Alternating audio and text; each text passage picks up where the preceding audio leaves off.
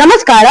ತುಳುನಾಡಿನ ಆಟಿಯ ಬಗೆಗೆ ಇಂದು ಕರ್ನಾಟಕ ತುಳು ಸಾಹಿತ್ಯ ಅಕಾಡೆಮಿ ಮತ್ತು ಅಖಿಲ ಭಾರತ ಮುಂದಾಳ ಯುವ ವೇದಿಕೆ ರಿಜಿಸ್ಟರ್ಡ್ ಮಹಿಳಾ ಸಾರಥ್ಯದಲ್ಲಿ ಆಟಿದ ಗೇನ ಎಂಬ ಕಾರ್ಯಕ್ರಮ ನಾವು ಇಲ್ಲಿ ನಡೆಸಿದ್ದೇವೆ.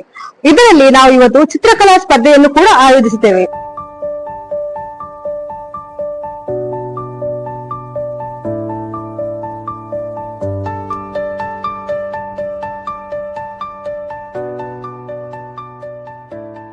ಕರ್ನಾಟಕ ತುಳು ಸಾಹಿತ್ಯ ಅಕಾಡೆಮಿ ಮತ್ತು ಅಖಿಲ ಭಾರತ ಮುಂಡಾಳ ವೇದಿಕೆ ಈ ಜಂಟಿ ಆಶ್ರಯದಲ್ಲಿ ಇವತ್ತು ಆಟಿಗೊಂಜಿ ದಿನ ಎಂಬುವ ಆಟಿದ ಜ್ಞಾನ ಎಂಬುವ ಕಾರ್ಯಕ್ರಮ ಇಲ್ಲಿ ನೆರವೇರಿತು. ಬಹಳ ವಿಶೇಷವಾಗಿ ಆಟಿ ತಿಂಗಳಂದ್ರೆ ನಮ್ಮ ತುಳುನಾಡಿನಲ್ಲಿ ಒಂದು ಅನಿಷ್ಟದ ತಿಂಗಳು. ಯಾಕಂದ್ರೆ ಮಳೆಗಾಲ, ಬಹಳಷ್ಟು ಮಳೆಗಳು ಬೀಳ್ತದೆ.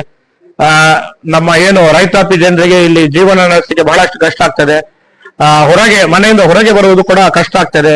ಹಾಗೆ ಅಂದಿನ ಕಾಲದಲ್ಲಿ ಏನು ನಮ್ಮ ಹಿರಿಯರಿದ್ದಾರೆ, ಅವರು ಆ ಪರಿಸರದಲ್ಲಿ ಸಿಗುವಂತಹ ಬೇರೆ ಬೇರೆ ಸೊಪ್ಪುಗಳಿರ್ಬೋದು ಅಥವಾ ಯಾವ ರೀತಿಯ ಮಳೆಗಾಲದಲ್ಲಿ ಆಗುವಂತಹ ಬೆಳೆಗಳಿದೆ, ಅದನ್ನೆಲ್ಲ ಮನೆಯಲ್ಲಿ ಶೇಖರಣೆ ಮಾಡಿ ಅವರು, ಯಾಕಂದ್ರೆ ಆ ತಿಂಗಳಲ್ಲಿ ಎಲ್ಲೂ ಕೂಡ ರೈತರಿಗೆ ಹೊಲಗದ್ದೆಗಳಲ್ಲಿ ಕೆಲಸ ಮಾಡಲಿಕ್ಕೆ ಅವಕಾಶ ಇರಲಿಲ್ಲ.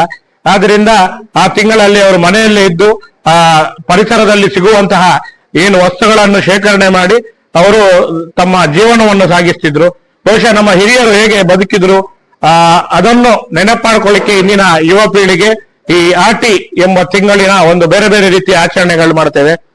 ಮುಖ್ಯವಾಗಿ ನಾವು ಅಖಿಲ ಭಾರತ ಮುಂಡಾಳ ವೇದಿಕೆ ಮತ್ತು ನಮ್ಮ ಏನು ತುಳು ಸಾಹಿತ್ಯ ಅಕಾಡೆಮಿ ಜಂಟಿಯಾಗಿ ಕಳೆದ 2 ವರ್ಷದಿಂದ ಈ ಕಾರ್ಯಕ್ರಮವನ್ನು ಮಾಡ್ತಿದ್ದೇವೆ. ಮಕ್ಕಳಿಗಾಗಿ ಚಿತ್ರಕಲೆ ಸ್ಪರ್ಧೆಯಲ್ಲಿ ವಿಶೇಷವಾಗಿ ಕಳೆದ ವರ್ಷ ಆಟಿ ಈ ಒಂದು ತಿಂಗಳಿನ ಬಗ್ಗೆ ಒಂದು ಚಿತ್ರಕಲೆ ವಿಷಯವಿತ್ತು.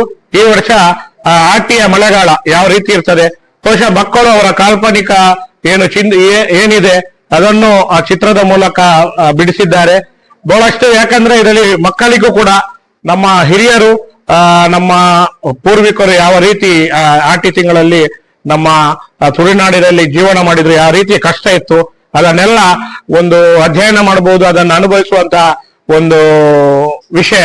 ಆದ್ರಿಂದ ಮುಂದಿನ ಪೀಳಿಗೆಗೂ ಆಟಿ ತಿಂಗಳ ಬಗ್ಗೆ ತಿಳುವಳಿಕೆ ಸಿಗ್ಬೇಕಂತ ನಾವು ಈ ಒಂದು ವಿಷಯದಲ್ಲಿ ಒಂದು ಚಿತ್ರಕಲೆ ಸ್ಪರ್ಧೆಯನ್ನು ಕೂಡ ಇಟ್ಟಿದ್ದೇವೆ. ಮುಖ್ಯವಾಗಿ ಅಖಿಲ ಭಾರತ ಮುಂಡಾಳ ವೇದಿಕೆ ಮಹಿಳಾ ಘಟಕ ಇದನ್ನು ಆಯೋಜನೆ ಮಾಡ್ತಿದೆ, ಅವರ ನೇತೃತ್ವದಲ್ಲಿ ಮಾಡ್ತಿದೆ. ಮುಖ್ಯವಾಗಿ ಸಭಾ ಕಾರ್ಯಕ್ರಮದಲ್ಲಿ ಆಟಿ ತಿಂಗಳ ಬಗ್ಗೆ ಏನೆಲ್ಲ ಇತ್ತು ಅದನ್ನು ಕೆಲವರು ಬಂದು ಭಾಷಣ ಮುಖಾಂತರ ಹೇಳ್ತಾರೆ.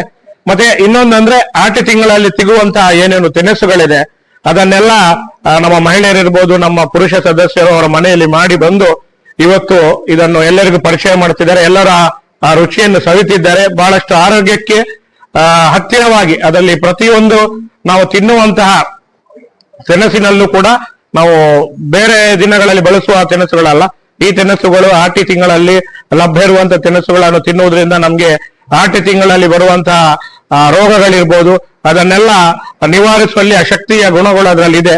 ಆದ್ರಿಂದ ಇದನ್ನೆಲ್ಲ ನಮ್ಮ ಹಿರಿಯರು ಏನು ಅದನ್ನು ಸೇವಿಸ್ತಿದ್ರು ನೆನಪು ಮಾಡ್ಲಿಕ್ಕೋಸ್ಕರ ನಾವು ಮಾಡ್ತೇವೆ. ಹಾಗಾಗಿ ಒಂದು ವಿಶೇಷವಾಗಿ ತುಳುನಾಡಿನಾದ್ಯಂತ ನಮ್ಮ ಬಾರ್ಕೂರಿಂದ ನೀಲೇಶ್ವರ ಇರ್ಬೋದು, ಈ ಎಲ್ಲಾ ಭಾಗಗಳಲ್ಲೂ ಇವತ್ತು 1 ತಿಂಗಳು ಯಾವುದೇ ಶುಭ ಕೆಲಸಗಳಿರಲ್ಲ, ಆಚರಣೆಗಳಿರಲ್ಲ, ನೇಮೋತ್ಸವಗಳಿರಲ್ಲ, ಇದನ್ನೆಲ್ಲ ಬದಿಬಿಟ್ಟು ಕೇವಲ ಈ ಮಳೆಗಾಲದಲ್ಲಿ ಹೊರಗೆ ಬರ್ಲಿಕ್ಕೆ ಆಗದಂತ ಸಂದರ್ಭದಲ್ಲಿ ಜನರು ಯಾವ ರೀತಿ ಆಚರಣೆ ಮಾಡ್ತಿದ್ದಾರೆ ಅಂತ ಒಂದು ನೆನಪಿಸ್ಲಿಕ್ಕೋಸ್ಕರ ಈ ಒಂದು ಕಾರ್ಯಕ್ರಮವನ್ನು ನಾವು ಆಯೋಜಿಸ್ತಿದ್ದೇವೆ. ಬಹಳ ಯಶಸ್ವಿಯಾಗಿ ಜನರು ಇದಕ್ಕೆ ಸ್ಪಂದನ ಕೊಡ್ತಿದ್ದಾರೆ. ಬೇರೆ ಬೇರೆ ಸಂಘ ಸಂಸ್ಥೆಗಳು ಕೂಡ ನಮ್ಮ ತುಳುನಾಡಾದ್ಯಂತ ಇದನ್ನು ಆಚರಿಸಿದ್ದಾರೆ. ಧನ್ಯವಾದ.